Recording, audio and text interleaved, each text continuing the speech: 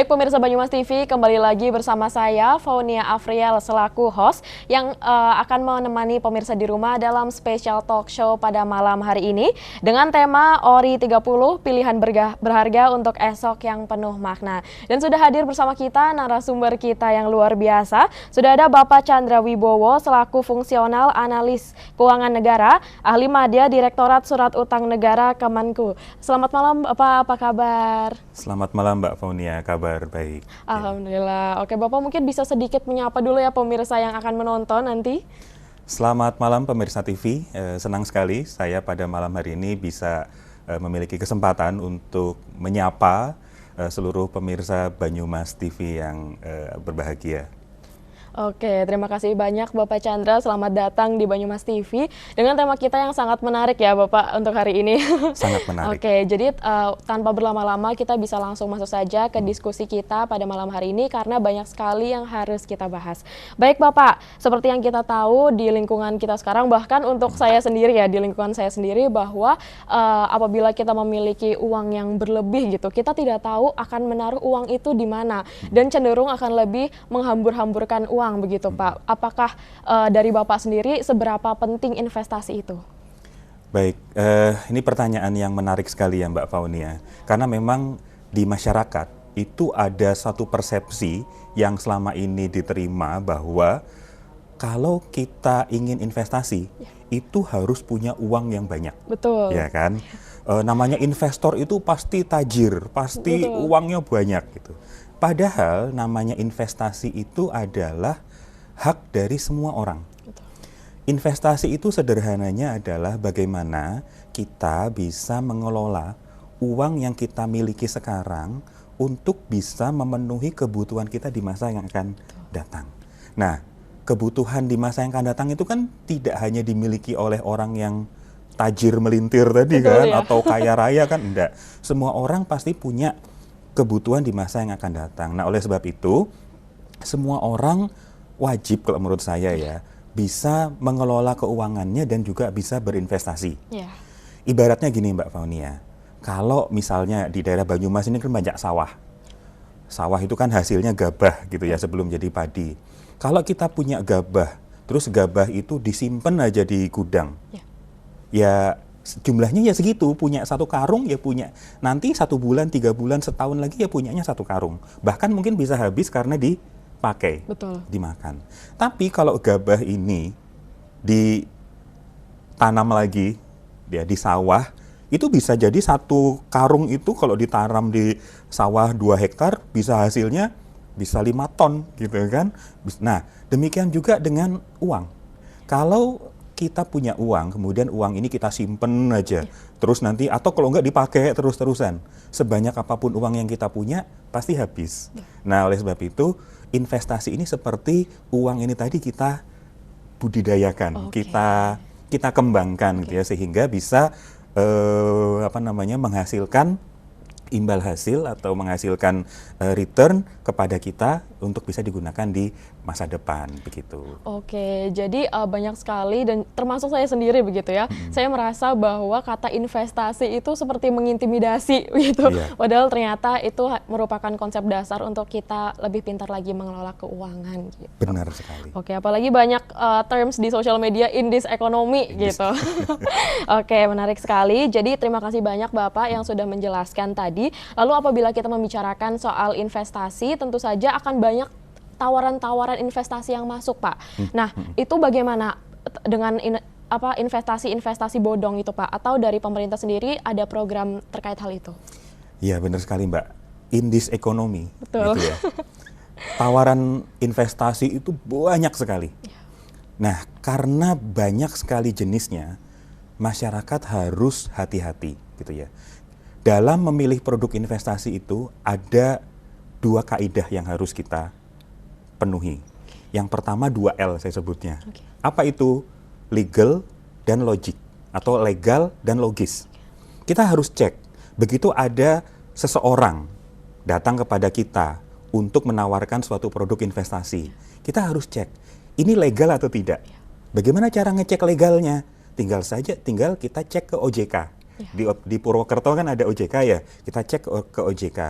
kita minta pendapat dari OJK apakah produk ini legal atau tidak, terdaftar atau tidak di OJK. Yang kedua, logis, 2L tadi ya, logis. Logis apa tidak? Maksud saya gini, misal sekarang bunga deposito itu katakanlah 4% gitu kan. Kemudian ada orang yang datang menawarkan bunga atau imbal hasil 4% itu setahun kalau deposito. Menawarkan imbal hasil 10% sebulan.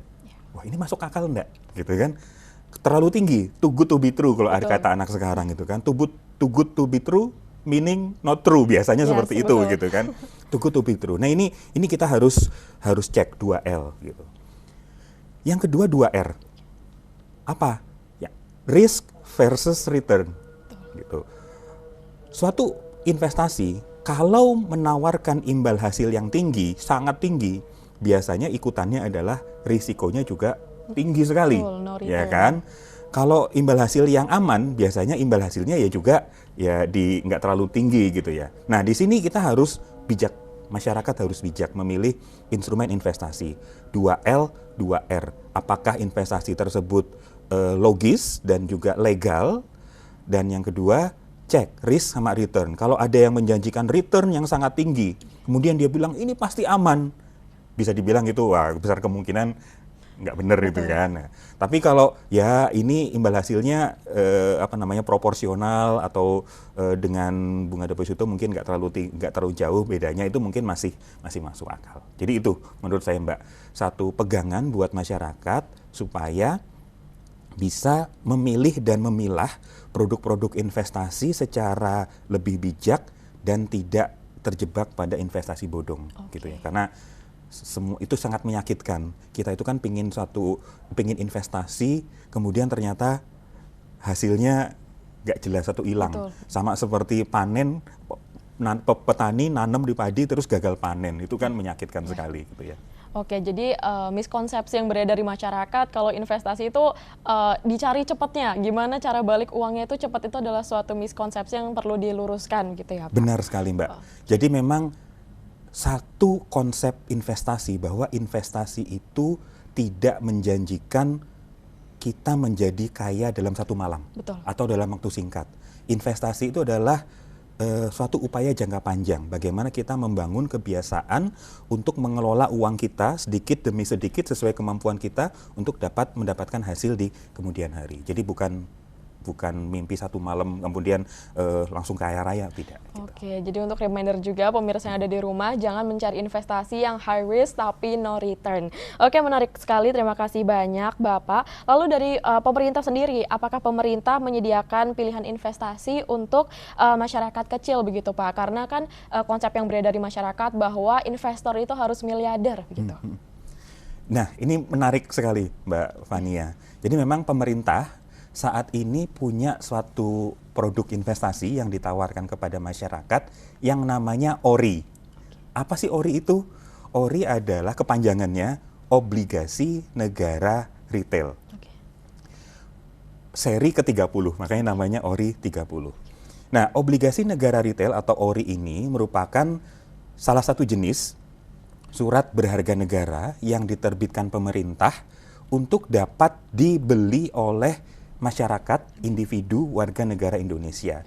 Jadi semua individu, warga negara Indonesia punya hak untuk bisa membeli ORI ini tadi. Nah, ORI ini sangat aman karena memang dijamin oleh pemerintah. Jadi pemerintah itu punya undang-undang yang menjamin pembayaran kupon maupun pokok dari ORI ini tadi. Jadi ibaratnya kalau kita ingin investasi, pemerintah itu menyediakan atau memberikan kesempatan kepada masyarakat untuk berinvestasi ke pemerintah.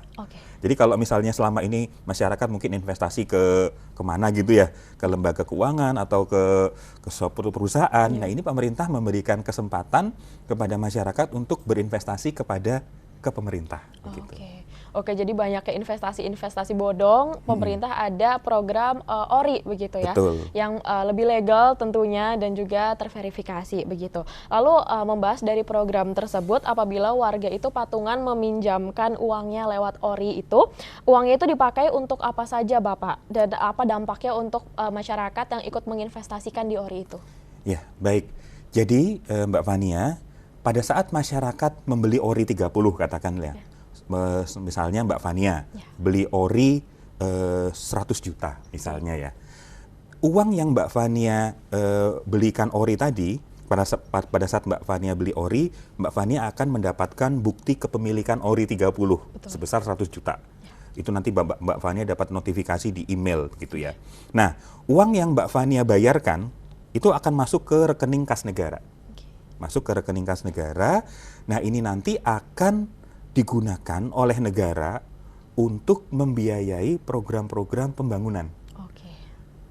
Membiayai program pembangunan di seluruh Indonesia. Jadi ibaratnya uang atau dana yang diinvestasikan oleh masyarakat dalam bentuk ORI 30 ini tadi itu tidak hilang, tapi digunakan oleh negara untuk membiayai program-program pembangunan. Gitu. Mulai dari pembangunan infrastruktur, untuk perbaikan fasilitas kesehatan, untuk memperbaiki atau meningkatkan kualitas pendidikan, begitu, untuk bantuan sosial dan lain sebagainya. Jadi ibaratnya melalui ORI ini pemerintah memberikan kesempatan kepada masyarakat selain berinvestasi secara finansial, juga memberikan kesempatan kepada masyarakat untuk berkontribusi dalam pembangunan nasional. Gitu. Oke, jadi itu meningkatkan kontribusi masyarakat juga, dan lagi-lagi itu akan kembali lagi ke masyarakat untuk benefitnya sendiri. Benar sekali. Oke, menarik sekali. Tadi sempat disebut juga Bapak kalau ORI itu sudah di seri 30. Itu mungkin bisa dijelaskan lagi kepada pemirsa di rumah bagaimana itu, Pak? Nah, baik. Jadi memang ORI 30 ini bukan berarti ORI sudah 30 tahun gitu ya Mbak ya. Gitu. Jadi ORI 30 ini maksudnya adalah ini merupakan seri obligasi negara retail yang ke-30. ORI pertama kali diterbitkan tahun 2026. Itu sekarang berarti sudah 20 tahun ya Mbak? Iya, betul. Ya, sudah 20 tahun itu. Nah, sekarang di tahun ke-20 ini merupakan seri ORI yang ke-30. Jadi makanya namanya ORI 30 gitu. Oke, jadi nanti kalau ada tahun depan kalau misalnya ada lagi ORI 31, berikutnya ORI 32, ORI 33 dan gitu seterusnya. Oke, jadi yang membedakan di ORI 30 ini dibandingkan sebelumnya itu apa, Pak? Nah, ini pertanyaan yang bagus sekali.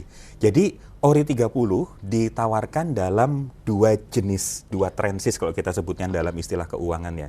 Dua transis atau dua tenor. Yang pertama ORI 30 T3, tenornya 3 tahun, artinya jatuh tempo 3 tahun.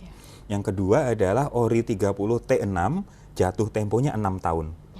Nah, untuk ORI 30 T3 itu kupon atau tingkat bunga yang ditawarkan oleh pemerintah kepada masyarakat sebesar 6,9% per tahun.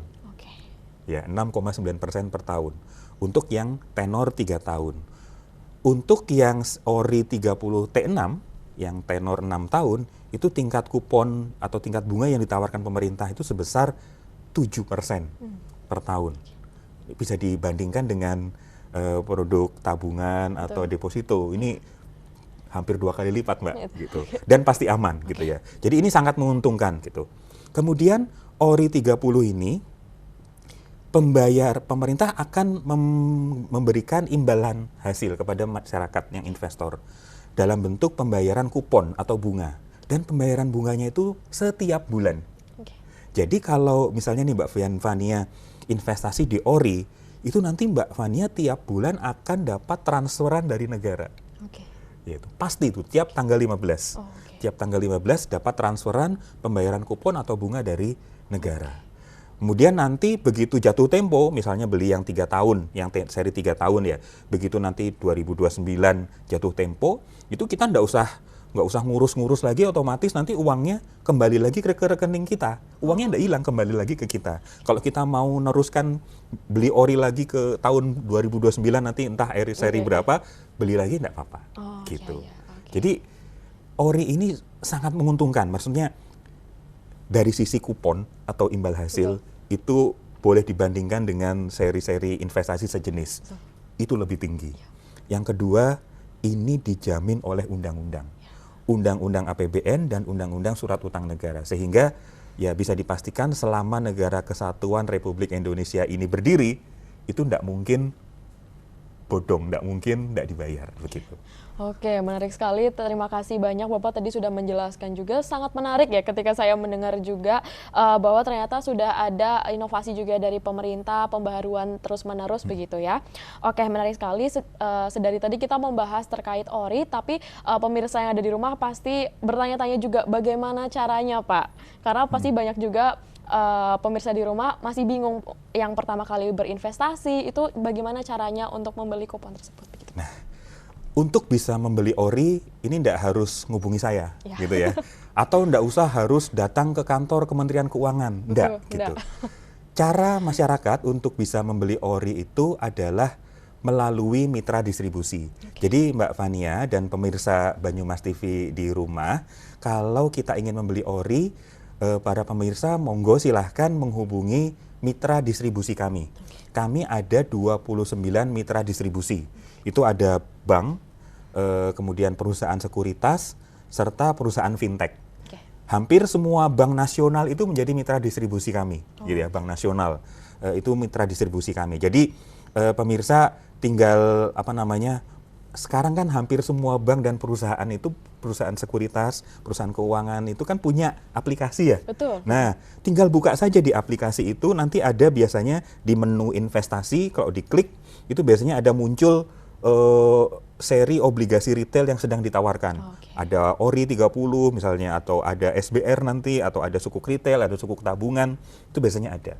Nah, yang pertama kali itu, jadi pembeliannya melalui mitra distribusi, tidak melalui atau tidak datang ke kantor Kementerian Keuangan.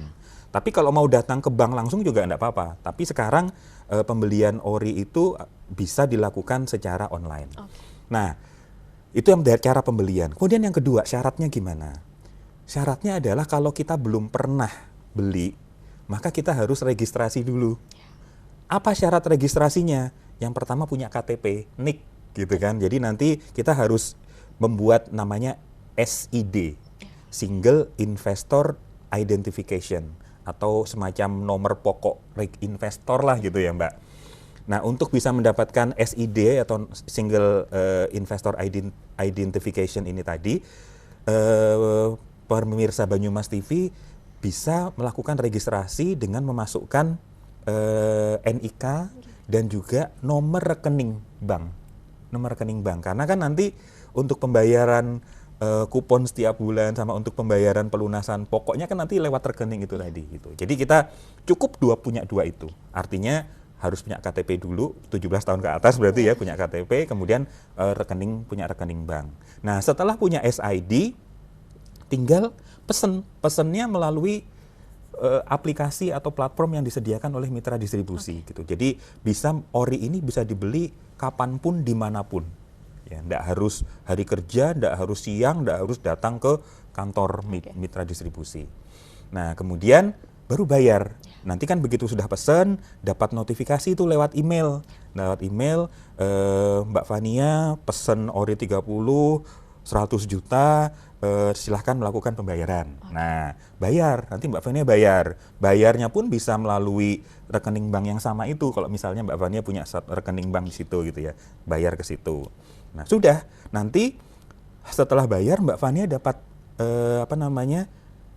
notifikasi lagi melalui email. Mbak Fania, terima kasih sudah melakukan pembelian ORI 30 sebesar 100 juta, sekian. Jadi ini ORI 30 ini sifatnya scriptless Mbak, tanpa warkat. Artinya pada saat Mbak Fania membeli ORI 30 ini enggak punya bentuk fisiknya gitu, enggak punya sertifikat atau enggak punya plakat gitu, enggak punya. Jadi itu nanti bentuknya kayak digital. Iya, kayak digital. Bahkan buku tabungan aja enggak ada gitu kan, enggak ada. Tapi itu aman. Kenapa? Karena catatan pembelian semua investor itu dicatat, dijaga ada di dua bank, di Bank Indonesia dan juga di KSE ya, Custodian Central Efek Indonesia. Jadi jangan khawatir nama kita tuh nanti langsung hilang, nggak tercatat terus kan, wah namaku hilang, aku sudah beli ori 30 tapi namaku nggak tercatat, nggak mungkin, karena pencatatannya sudah sangat apa namanya kuat gitu ya, dijaga oleh dua institusi, Bank Indonesia dan juga KSE, Custodian Central Efek Indonesia, begitu. Jadi simpelnya kalau ingin membeli ori, yang pertama register, kemudian pesen, bayar, selesai. Habis itu nunggu tiap bulan tanggal 15 dapat transferan dari pemerintah gitu. Oke, luar biasa. Terima kasih banyak Bapak untuk tutorialnya ya kurang lebih. Jadi untuk pemirsa yang ada di rumah bisa langsung diikutin saja, dan juga tadi penjelasan dari Pak Chandra sendiri sudah sangat jelas dan mendetail begitu. Oke, menarik sekali. Selanjutnya Pak, kalau kita mau membicarakan terkait investasi tentu saja tidak jauh-jauh dari modal. Nah, untuk modalnya sendiri apakah besar Pak? Karena banyak sekali pemirsa ada di rumah pasti yang ingin mencoba masih awam terkait investasi ini. Silahkan Pak. Ya, surat berharga negara retail termasuk ori ini bisa dibeli mulai 1 juta rupiah. Oke. Jadi kalau pemirsa Banyumas TV punya 1 juta rupiah itu sudah bisa mulai membeli ori. Gitu ya. Jadi tidak harus, jadi sekali lagi, jadi investor tidak harus punya uang miliaran. Betul. Ratusan juta, enggak. Mulai dari 1 juta rupiah sudah bisa. Karena memang tujuan pemerintah menyediakan ori dengan nilai pecahan nominal ini minimal 1 juta rupiah itu adalah untuk membangun kebiasaan masyarakat untuk bisa berinvestasi. Okay. Karena kan kita selama ini Mbak Fania, mungkin saya juga gitu ya, dari kecil kan kita diajarin, ayo menabung supaya jadi kaya, menabung supaya jadi kaya. Sebenarnya nggak salah sih. Cuma kalau menabung saja, itu biasanya imbal hasil dari tabungan itu sama tingkat inflasi, tinggian inflasi. Jadi kalau kita nabung, misalnya nih nabung, bunganya 2%, sekarang inflasinya 3%, ya uang kita tuh bukannya nambah tapi malah berkurang. Iya. Nah, sehingga ini harus disempurnakan dengan mindset berinvestasi. Okay. Supaya uang yang kita punya ini bisa menghasilkan imbal hasil atau return di atas tingkat inflasi. Jadi kalau tingkat inflasi sekarang 3%, artinya kita harus cari atau naruh uang kita atau investasikan uang kita di instrumen yang menawarkan imbal hasil lebih dari 3%. Ya.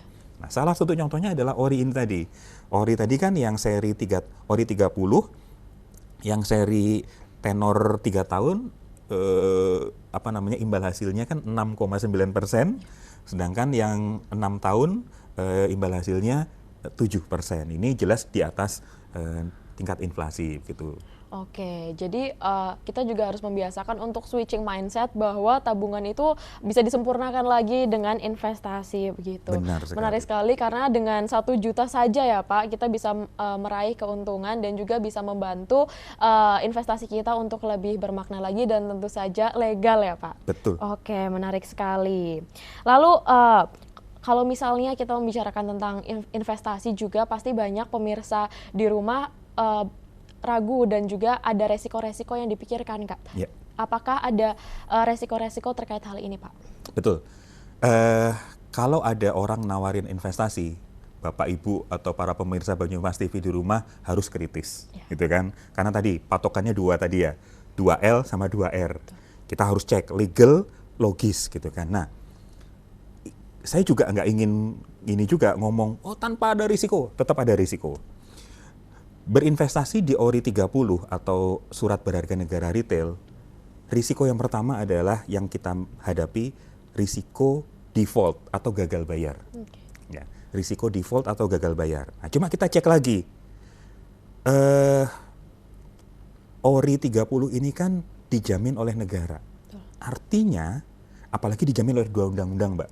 Undang-undang Surat Utang Negara dan Undang-Undang APBN. Artinya, pemerintah menjamin pembayaran kupon dan juga pokok dari investasi atau SBN yang dibeli oleh masyarakat. Artinya, selama negara kesatuan Republik Indonesia ini ada, maka risiko default atau gagal bayar itu 0, tidak ada gitu. Okay. Itu yang pertama. Jadi berinvestasi di obligasi itu ya risikonya default. Tapi karena ini punyanya negara, dijamin oleh undang-undang, dijamin oleh negara, jadi risiko defaultnya bisa dikatakan nol gitu ya, kecil sekali kemungkinan.